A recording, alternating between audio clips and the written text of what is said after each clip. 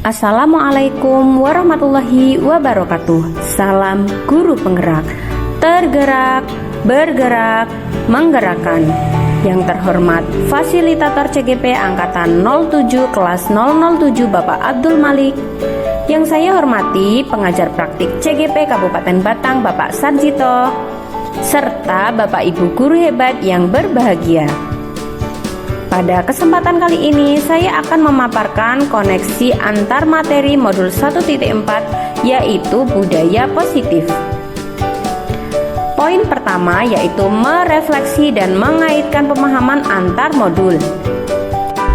Kesimpulan dari modul 1 yaitu filosofi pendidikan Ki Hajar Dewantoro, baik itu menuntun anak untuk mencapai kodratnya, pembelajaran yang berpusat pada anak, penanaman budi pekerti, maupun trilogi pendidikan dapat terwujud ketika seorang pendidik paham akan perannya, di mana peran seorang pendidik yang meliputi menjadi pemimpin pembelajaran, mewujudkan kepemimpinan murid, mendorong kolaborasi, menjadi coach bagi guru lain, serta menggerakkan komunitas praktisi perlu dipahami oleh seorang pendidik.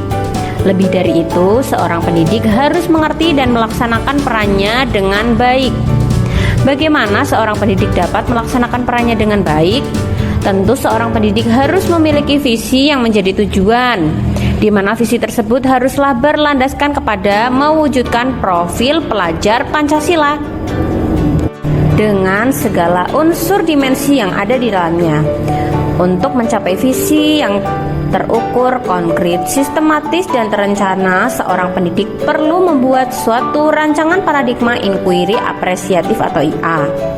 Inquiry apresiatif adalah suatu filosofi, suatu landasan berpikir yang berfokus pada upaya kolaboratif menemukan hal positif dalam diri seseorang, dalam suatu organisasi dan di dunia sekitarnya, baik di masa lalu, masa kini maupun masa depan. Melalui tahapan-tahapan baja, rancangan inquiry apresiatif dapat membantu seorang pendidik berfokus pada hal positif, aset dalam diri dan lingkungan sekitarnya untuk mencapai visi yang dicita-citakan. Untuk mencapai lingkungan belajar yang dicita-citakan, seorang pendidik harus mampu memahami tentang budaya positif, di mana seorang pendidik harus memahami 5 posisi kontrol pendidik serta dapat menyelesaikan permasalahan murid melalui penerapan segitiga restitusi. Poin kedua, merefleksi pemahaman atas keseluruhan materi modul budaya positif sebagai berikut. Pertama, tentang konsep-konsep inti yang telah saya pelajari di modul ini, yaitu disiplin positif, teori kontrol, teori motivasi, hukuman dan penghargaan, posisi kontrol guru, kebutuhan dasar manusia, keyakinan kelas, dan segitiga restitusi. Beberapa hal menarik di luar dugaan saya yaitu bahwa yang pertama, awalnya saya berpikir bahwa posisi saya sebagai guru dalam mengeksekusi masalah murid hanya ada satu, yaitu mencari solusi terbaik sesuai keinginan saya. Setelah mempelajari modul ini, saya baru mengerti bahwa ada 5 posisi kontrol seorang guru, di mana posisi terbaiknya yaitu sebagai manajer. Yang kedua, saya berpikir bahwa hukuman dapat mendisiplinkan murid. Ternyata hukuman berarti membuat anak membayar atas perilaku buruk mereka, namun tidak berarti dapat memperbaiki perilaku buruk mereka. Saya kira memberi hadiah merupakan salah satu cara memberi motivasi dan semangat anak dalam belajar. Namun ternyata memberi hadiah dapat berdampak pada mengecilnya motivasi intrinsik ketika anak telah terbiasa melakukan sesuatu atau mempelajari sesuatu atas dasar iming-iming hadiah atau reward tertentu. Yang keempat, untuk menyelesaikan masalah peserta didik, saya dapat mencari solusi terbaik menurut saya sendiri tanpa melibatkan inisiatif peserta didik. Setelah saya mempelajari modul ini, membuka pikiran saya bahwa solusi terbaik untuk menyelesaikan permasalahan peserta didik yaitu dengan menerapkan segitiga restitusi. Kedua, perubahan yang terjadi pada cara berpikir saya dalam menciptakan budaya positif di kelas maupun sekolah saya setelah mempelajari modul ini, yaitu segala sesuatu permasalahan yang terjadi tidak perlu ditanggapi dengan emosi atau bahkan memberi hukuman.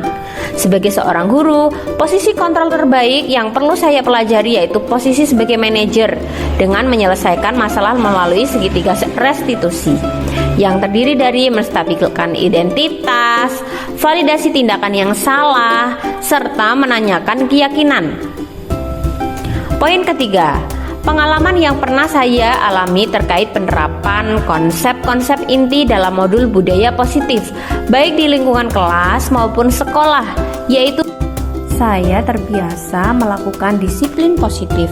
Contoh kecilnya berangkat dan pulang bekerja sesuai jadwal, mengerjakan tugas sesuai deadline. Saya pernah membuat keyakinan kelas, pengalaman menyelesaikan permasalahan murid sesuai 5 posisi kontrol guru, bahkan menerapkan segitiga restitusi.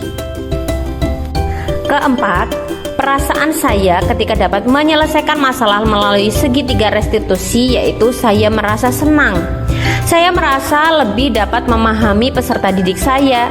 Saya dapat mendengarkan masukan-masukan mereka, cara pandang mereka untuk menyelesaikan kasus yang telah mereka lakukan, untuk selanjutnya menjadi pengalaman berharga bagi mereka ke depannya.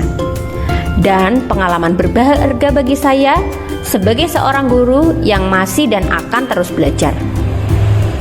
Kelima, pengalaman saya dalam penerapan konsep-konsep segitiga restitusi masih perlu diasah dan diperbaiki lagi, terutama dalam pembiasaan saya, pendekatan saya terhadap peserta didik agar mereka dapat lebih terbuka dan leluasa ketika bersama dengan saya berdiskusi tentang permasalahan yang mereka hadapi. Keenam, ketika berinteraksi dengan murid berdasarkan 5 posisi kontrol, awalnya posisi yang paling sering saya pakai yaitu sebagai pemantau. Saya sering bertanya pada murid saya tentang konsekuensi ketika mereka melakukan kesalahan. Setelah mempelajari modul ini, saya berlatih memposisikan diri saya sebagai manajer. Saya cukup senang karena dengan begini saya merasa peserta didik saya lebih dekat dengan saya, terbuka dan mau memperbaiki diri. Dari mereka yang sebelumnya takut melakukan kesalahan menjadi mereka yang terbiasa melakukan kebenaran. Ketujuh, saya pernah melakukan segitiga restitusi. Hal ini saya gunakan ketika saya sudah bingung bagaimana cara saya mendisiplinkan peserta didik saya.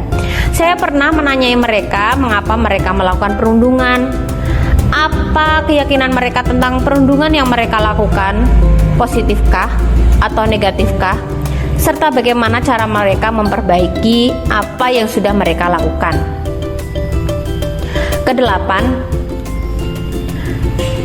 hal-hal lain yang menurut saya penting untuk dipelajari dalam proses menciptakan budaya positif baik di lingkungan kelas maupun sekolah, yaitu bagaimana saya dapat memposisikan diri saya sebagai posisi manajer agar dekat dengan peserta didik, namun tidak menjadikan mereka merasa posisi saya tidak sebagai teman. Saya ingin belajar bagaimana membuat mereka nyaman namun segan terhadap saya. Perasaan saya ketika mempelajari modul budaya positif yaitu saya sangat senang. Banyak hal baru yang saya pelajari dan saya yakini terutama posisi kontrol terbaik saya sebagai manajer serta penyelesaian masalah melalui segitiga restitusi. Demikian yang dapat saya sampaikan mengenai koneksi antar materi modul 1.4.